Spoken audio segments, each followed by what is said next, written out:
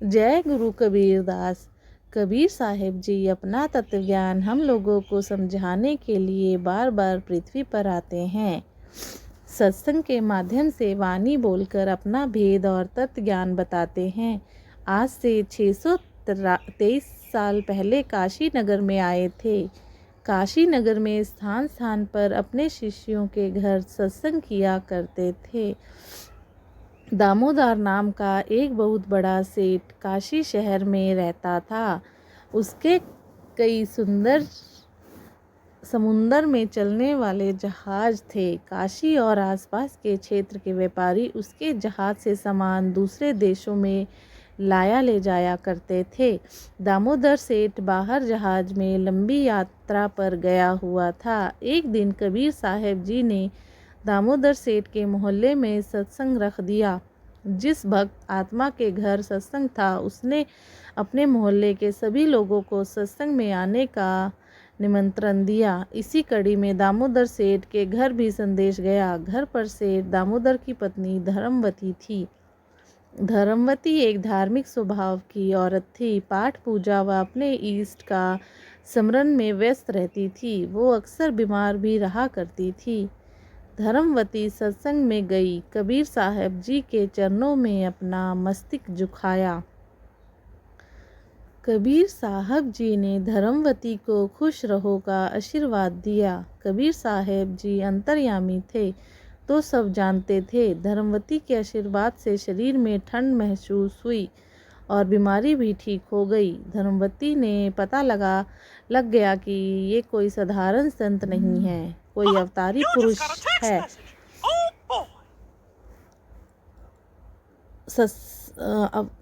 सत्संग सुना। सत्संग के माध्यम से पता लगा कि सृष्टि रचयिता कौन है। आज तक जो उपासना करती आई भगवान की, उसका तनिक भी लाभ नहीं हुआ। सत्संग समाप्त होने के बाद कबीर साहिब जी के पास बैठ गई और कहा कि हे महाराज, मैं नामदान तो लेना चाहती हूँ, परंतु मेरे पति कारोबार के सिलसिले में बाहर गए हैं। कबीर साहब जी ने कहा कि हे बेटी धर्मवती, पाप और पुण्य सभी आत्माओं का अपना अपना होता है।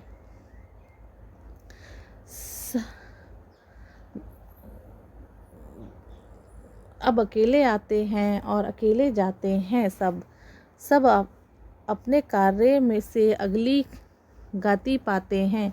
धर्मवती नामदान ले लिया। कुछ दिनों पश्चात दामोदर सेठ घर आ गए। धर्मवती ने कहा, आपसे पूछे बिना मैंने गुरु धारण कर लिया, आप मुझे माफ़ करें। दामोदर सेठ ने कहा, धर्मवती, जीवन में गुरु तो जरूर बनना चाहिए। तुमने बहुत अच्छा किया। अगले दिन धर्मवती ने कहा कि आज गुरु जी का सत्संग है, आप भी चलना मेरे साथ। सत्संग में वापसी आने में लेट हो जाती है। दामोदर सेठ भी उसके साथ सत्संग में चले गए। दामोदर सेठ सबसे पीछे सत्संग में बैठे थे। परमपिता परमात्मा कबीर साहब जी ने सृष्टि रचना का भजन सत्संग सुनाना शुरू किया तो दामोदर सेठ के सत्संग सुनने की ललक हुई। आगे आकर बैठ गया। सारा सत्संग सुना। सत्संग सुनने के बाद दामोदर सेठ को आभास हुआ कि अब तक की साधना सब व्यर्थ है। दामोदर सेठ ने सत्संग खत्म होने के बाद नामदान दीक्षा ली व भक्ति करने के नियम, जाप करने की विधि प्राप्त की और घर चले आए। दामोदर सेठ जब जहाज से द्वारा यात्रा पर गए तो जहाज में लगी सभी देवी देवताओं की फोटो आदि हटाकर कबीर साहब जी की फोटो लगाकर जोत लगाई। जहाज में यात्री जो हर बार अपने व्यापार के सिलसिले में बाहर जाते आते थे, उन्होंने कहा, दामोदर सेठ, ये सभी देवी देवताओं की फ़ोटो हटाकर एक संत की फ़ोटो क्यों लगा दी? ये कौन है? दामोदर सेठ ने कहा, ये काशी शहर में एक जुलाहा कबीर साहब जी हैं के रूप में स्वयं परमात्मा अवृत प्रकट हुए हैं।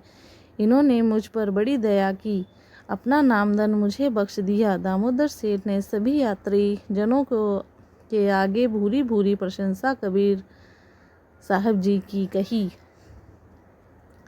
सभी सेठ जो दामोदर को एक जुलाहे का भक्त बोलकर सभी यात्री सारे रास्ते दामोदर का मखौल उड़ा रहे थे।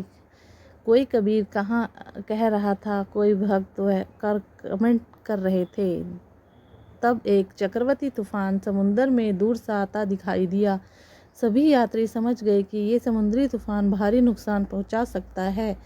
सभी यात्री अपनी मौत को देखकर अपने इष्ट को याद कर रहे थे। तूफान लगातार आगे बढ़ रहा था। यात्रियों की आंखों में मौत का भय सब नाच रहा था। सभी यात्रीगण भयभीत होकर कांप रहे थे। तूफान जब 10-20 फुट की दूरी पर रह गया तो सबको अपनी अपनी मौत दिखाई देने लगी। अब कोई चारा नहीं था। सबने मिलकर कहा कि दामोदर सेठ शांत बैठा है, इसे भी अपने गुरुजी अरदास लगानी चाहिए। वहीं सभी यात्रीगण सेठ दामोदर से बोले, भाई दामोदर सेठ, हमने अभी अपने अपने सभी देवता भगवान को मदद के लिए पुकार लिया, लेकिन किसी से कोई मदद नहीं मिल रही। मौत निकट आ गई है। दामोदर सेठ जी, अब आप भी अपने परमात्मा को सहायता के लिए याद कर लो। तब दामोदर जी कहते हैं कि जब ब्रह्मा विष्णु महेश शेरावाली आदि देवी देवताओं ही आप भक्तों की कोई सहायता नहीं कर पा रहे तो मेरा भगवान तो एक छोटा सा जुलाहा है, वो मदद कैसे करेगा। सभी सेठ बोले, भाई एक बार तू भी दिल से अपनी कबीर से प्रार्थना करके देख ले। दामोदर सेठ ने कहा कि बाद में ये मत कहना कि हमारे देवी देवताओं ने हमारी मदद की है। तब दामोदर जी ने मुझे कबीर को आत्मा से पुकारा और कहा, भगवान आज आपने इस दास की रक्षा करो। परमात्मा अपने इस बच्चे की आज लाज रख लो। मैंने इन सभी यात्रियों के आगे आपकी घनी महिमा सुना दी। मालिक मैं तो नीच हूँ, परंतु आप मेरे स्वामी हो, दया करो मालिक। उसी समय की बात है, परमात्मा कबीर जी काशी नगर में सत्संग कर रहे थे। अचानक कबीर परमात्मा कपड़ों समेत पूरे पानी में भीग जाते हैं। कुछ भक्त कहते हैं, गुरु जी पसीने में आपके कपड़े भीग गए, आपकी तबीयत तो ठीक है ना। सत्संग सुन रहे कुछ भक्त जब इस बारे में बार बार पूछते हैं, परमात्मा कबीर साहिब जी बताते हैं कि मेरा एक भक्त सेठ दामोदर कुछ सेठों के साथ बिजनेस करने विदेश गया था। आज वो समुद्री जहाज से समुंदर के रास्ते में वापस लौट रहा था, तो जब जहाज समुंदर के बीच में पहुंचा तभी भयंकर तूफान आ गया। जहाज को डूबते देख सभी सेठों ने अपने अपने देवी देवता भगवान को रक्षा के लिए पुकारा, लेकिन किसी भी देवी देवता ने उनकी सहायता नहीं की, नहीं सुनी। कबीर परमात्मा सत्संग में भक्तों को बताते हैं कि भाई मैं अपने भक्त दामोदर की आत्मा की पुकार सुनकर वहां गया और दामोदर के जहाज को डूबने से बचाया और किनारे लगाया, इसलिए मैं पानी में भीग गया। सत्संग सुनने वाले कुछ लोगों को कबीर परमात्मा की बातों पर एतबार नहीं हुआ। अगले दिन सभी यात्री सुरक्षित जहाज से पार करके काशी में आ गए। उनको पता था हमारा जहाज तो समुंदर के बीचों बीच था, किनारे पर आने में अभी 1 सप्ताह और लगता। समुंदर में तूफान शांत हुआ, तब उसको जहाज समुंदर के किनारे मिला था। वह परम शक्ति ही जहाज को बचाकर समुंदर के किनारे लगाया है। सभी कबीर साहिब जी के दर्शन के लिए आ रहे थे। सबके हाथ में ढोलक, थाली, पीपा था और जोर जोर से जयकारे लगा रहे थे कबीर जी के कि इन्होंने हमारा जहाज डूबने से बचाया। कबीर साहिब जी भगवान हैं, कबीर साहिब जी की जय जय।